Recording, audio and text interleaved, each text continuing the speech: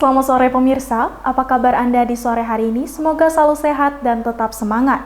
Saat ini Anda menyaksikan UNAS Update bersama saya Almira Suryadharma dan rekan saya, Febri Endang, Selasa 28 Juni 2022. Pemirsa, berita pertama datang dari Jakarta. Dewan Perwakilan Rakyat atau DPR berencana akan membuat kajian mengenai legalitas ganja untuk keperluan medis. Direktur Tindak Pidana Narkoba, Badan Reserse Kriminal Polri, Brigadir Jenderal Krisno Siregar menyatakan institusi siap mengikuti kebijakan pemerintah jika suatu saat akan memperbolehkan penggunaan ganja dalam hal keperluan pengobatan medis. Berdasarkan Undang-Undang Nomor 35 Tahun 2009 tentang narkotika, hingga saat ini ganja masih dikategorikan sebagai salah satu jenis dari golongan 1 yang dilarang digunakan untuk kepentingan pelayanan kesehatan. Menurut Wakil Ketua DPR, Sufmi Dasko Ahmad, beberapa negara memang sudah melegalisasi ganja untuk pengobatan medis. Namun, untuk di Indonesia masih terganjal dikarenakan undang-undang yang belum memungkinkan adanya legalisasi. Sebelumnya, anggota Komisi Hukum DPR, Hinca Panjaitan, mendesak Menteri Kesehatan Terawan Agus Putranto melakukan riset tentang penggunaan ganja untuk medis. Hinca mengatakan, sejak Belanda melarang narkotika di Indonesia, pemerintah belum secara resmi melakukan penelitian terhadap ganja dari sisi kesehatan. Saat ini DPR bersama pemerintah tengah menggodok rancangan undang-undang tentang perubahan kedua atas Undang-Undang Nomor 35 Tahun 2009 tentang narkotika. Selain itu, Wakil Ketua DPR, Sufmi Dasko Ahmad, mengatakan bahwa masuk atau tidaknya kajian mengenai legalisasi ganja medis dalam pembahasan revisi undang-undang akan dikoordinasikan dengan pihak-pihak terkait. masih dari dalam ibu kota, pemirsa, Anies Baswedan selaku Gubernur DKI Jakarta menegaskan bahwa 22 nama jalan yang dirubah tidak akan membebani warga ibu kota. Hal ini dikatakan karena Anies telah mengkoordinasikan perubahan jalan dengan pihak-pihak terkait.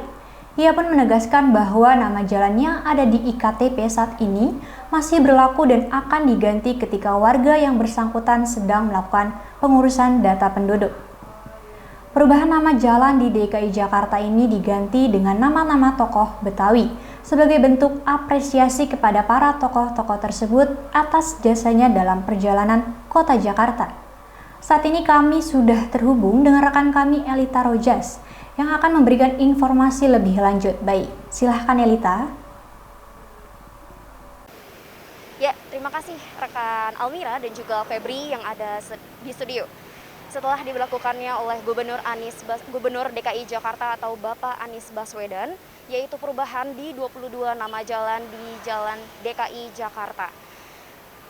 Sudah diberlakukannya di tanggal 22 Juni kemarin. Di antaranya ada Jalan Bambu Apus yang diubah namanya menjadi Jalan Pok Nuri. Kemudian juga ada Jalan Haji Bokir yang sebelumnya Jalan Pondok Gede. Dan masih banyak lagi. Salah satunya tempat saya berada sekarang yaitu Jalan Warung Buncit Raya yang diubah namanya menjadi Jalan Haji Tuti Alwiya. Seorang tokoh Betawi sekaligus tokoh agama lahir pada tahun 1942 yang merupakan seorang anak ulama terkenal asal Betawi. Kemudian juga beliau adalah ketua MUI bidang pemberdayaan wanita. Diberlakukannya perubahan nama jalan oleh para tokoh Betawi ini untuk menghormati para tokoh Betawi selama hidupnya. Ya, saat ini saya berada di sekitar Jalan Warung Buncit Raya, salah satunya di Jalan Warung Jati Barat 2, Gang Onson Korobil. Dan saat ini saya juga bersama dengan Pak RT Firdaus, RT 11 RW 09. Baik Kak, selamat pagi. Selamat pagi. Ya.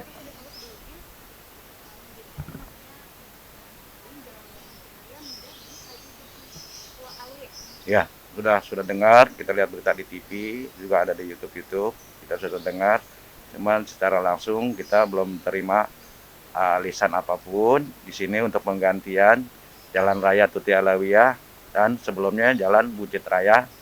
Ya, Gang Buncit Raya itu diganti dengan Hajat Tuti Alawiyah. Itu kami sebagai pribadi setuju. Juga ibu-ibu, juga ibu pengajian di hari Senin juga pada tantangan setuju. Ini dapat pribadi saya setuju. Cuman warga saya kan belum tahu, ya karena belum ada edaran apapun. Kalau buat saya itu setuju sekali. Ulama-ulama kita diangkat menjadi jalan. Itu sangat mengenang sekali karena ustazah dan para ulama kita yang kita sebagai orang Betawi sangat menghormati sekali kedudukan beliau-beliau yang sudah memberikan ilmu-ilmu kepada kami sebagai warga Kalibata, khususnya Kelurahan Kalibata, Kecamatan Pancoran, Jakarta Selatan. Dan di Jalan Raya Tuti Alawiyah ini insya Allah akan jadi Jalan Raya Tuti Alawiyah, Jalan Warung Jati Barat 2, Gang Musola Al-Muqarrabin, RT 11 RW 09, Kelurahan Kalibata. Itu saja kiranya yang dapat saya sampaikan sebagai Ketua RT di RT 011. Namun nanti insya Allah kita akan sebar kepada seluruh warga kami beritahukan apa-apa yang telah maksud kepada gubernur kita yang sudah niat baik untuk pada warganya untuk mengganti Jalan Raya Buncit menjadi Jalan Tuti Alawiyah. Ya, itu saja informasi dari saya. Terima kasih. Assalamualaikum warahmatullahi wabarakatuh. Informasi dari PRT 09 yaitu PRT 2, maaf maksud kami PRT 11 RW 09 yaitu Bapak Firdaus. Di informasi yang saya bisa berikan saya sini adalah warga masih belum tahu, tetapi nanti akan dilakukan penyuluhan seperti itu. Sekian informasi yang bisa saya berikan, saya Elta Rojas bersama Renata Aulia sebagai juru kamera melaporkan kembali ke studio.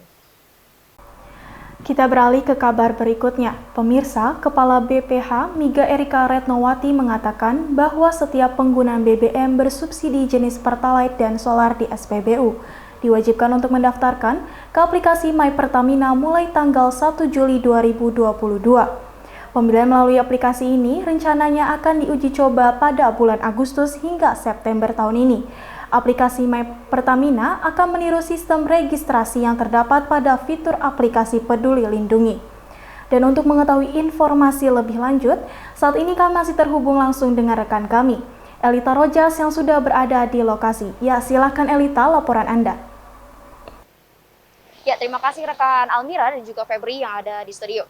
Secara resmi, Pertamina menyiapkan website sendiri yaitu aplikasi yaitu My Pertamina yang sudah disediakan dan juga ada platformnya tersendiri yang dibuka pada 1 Juli 2022.